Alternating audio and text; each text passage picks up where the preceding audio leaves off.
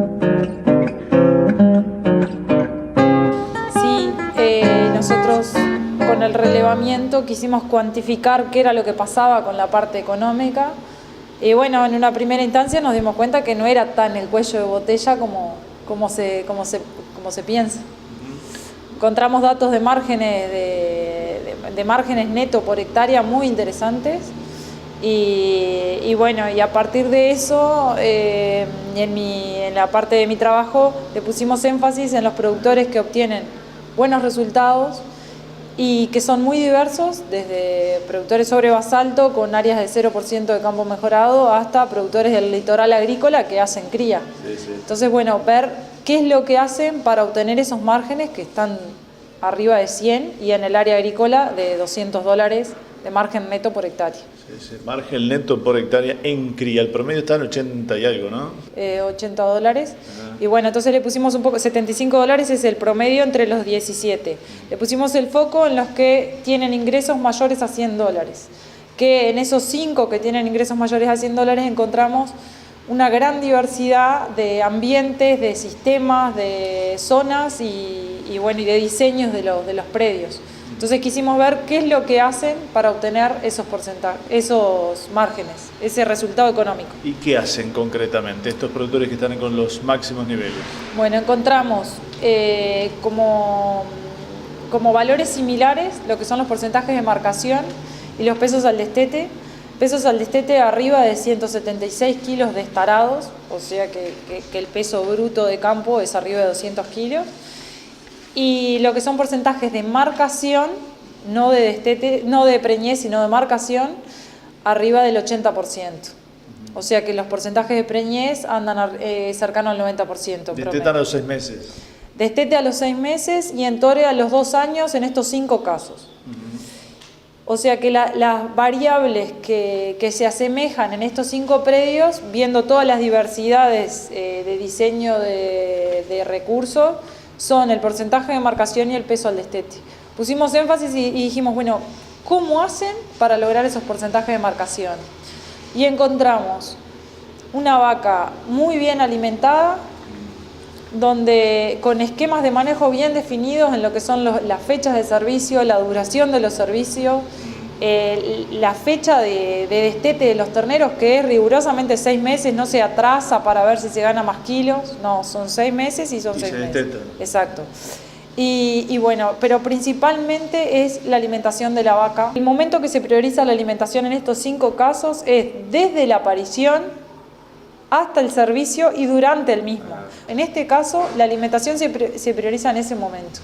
Las vacas paren en muy buen estado y continúan en buen estado, y al inicio del servicio la condición corporal de los vientres es destacada. Sí. ¿Y la fecha de entore? Las fechas de entore se adaptan a los recursos.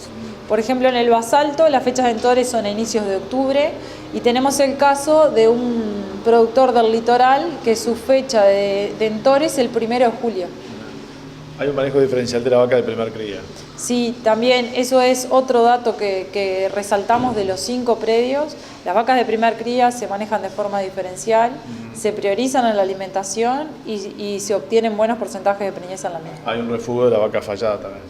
Sí, las vacas falladas siempre se refugan, que al tener buenos porcentajes de preñez es poca la cantidad y siempre se refugan, no quedan vientres fallados, entonces hay una selección por fertilidad que también ayuda a que el rodeo sea más fértil y obtenga mayores porcentajes de marcación. Después la otra pregunta que nos hacíamos era ¿cómo hacen para obtener los pesos al destete tan altos? Y veíamos que hay algunos que utilizan tecnologías, hay uno que utiliza CRIFIN, que es en campos de basalto sin mejoramiento. Los 2 del litoral utilizan el creep grazing, que es la alimentación del ternero por debajo del hilo. En una pastura mejorada en este caso. En pasturas mejoradas. Y después tenemos 2 casos que no utilizan ese tipo de manejo, pero que lo que más influye en este caso son las tecnologías de proceso, como es tener un servicio concentrado, corto y con preñeces que sean de cabeza, o sea, que sean al inicio del servicio. Eso es es un dato muy importante, y que la ternerada sea concentrada en el tiempo. Sí. Esos son datos bien importantes. Y después lo otro que veíamos, que estos 5 casos, las vacas están bien alimentadas. Entonces la pregunta que yo les hacía y les mostraba las fotos es, ¿vaca bien alimentada genera terneros más pesados?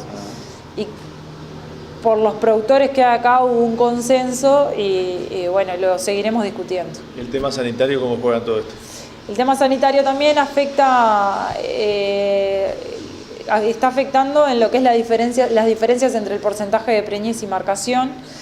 Los 5 productores utilizan vacunas reproductivas y realizan análisis de toros. Y bueno.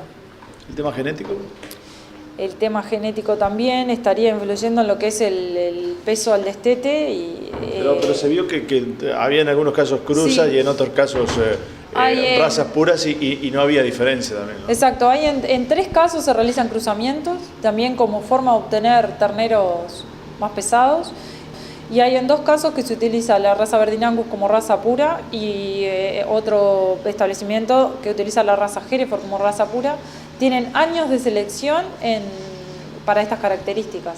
Se eligen vientres de reposición con buenos pesos al destete, o sea, se eligen siempre las mejores vaquillonas, y después se va evaluando por ubre, por tamaño de ternero, y como los porcentajes de preñez son altos, también la capacidad de selección y de refugo es alta. Conclusiones finales: vaca bien alimentada genera un buen porcentaje de marcación y un buen peso del ternero al destete, o sea que vaca bien alimentada genera un buen margen neto por hectárea. Los costos en este caso no fueron los determinantes. Y el otro tema es el número de vacas entoradas por hectárea, que se encontró una alta correlación entre el número de vacas entoradas por hectárea con los kilogramos de ternero destetado por hectárea, que es el determinante del margen. Entonces la pregunta que yo les hacía a los productores es qué criterios se toman para determinar el número ideal en cada caso de vacas entoradas por hectárea. Había 1.5 en algún caso, ¿no? Sí, había un caso que tenía 1.5 vacas entoradas por hectárea. Y ahí se ve la diferencia. Sí, la verdad que eso marca y genera un margen muy interesante. Y hay que apuntar a eso para mejorar los indicadores, indudablemente. Más vacas de cría por hectárea. Más vacas entoradas por hectárea, pero definida en función de la dotación, de la precocidad, de la longevidad de las vacas. Y los mejores pesos de los terneros. Sí, exacto. Son 3 puntos claves, que sería el número de vacas entoradas por hectárea, el porcentaje de marcación y el peso de los terneros al destete. Eso definen. Esos 3 puntos definen el resultado económico de las empresas criadoras, en este caso, en este relevamiento, en este ejercicio. Estábamos hablando de un promedio de 80 y algo de dólares por hectárea para la cría. El máximo dijiste que era de $75, el máximo es en el caso de un sistema en el litoral de $220. O sea que está compitiendo muy bien con lo que es la soja. Se puede. Sí, se puede y bueno, y están los resultados a la vista.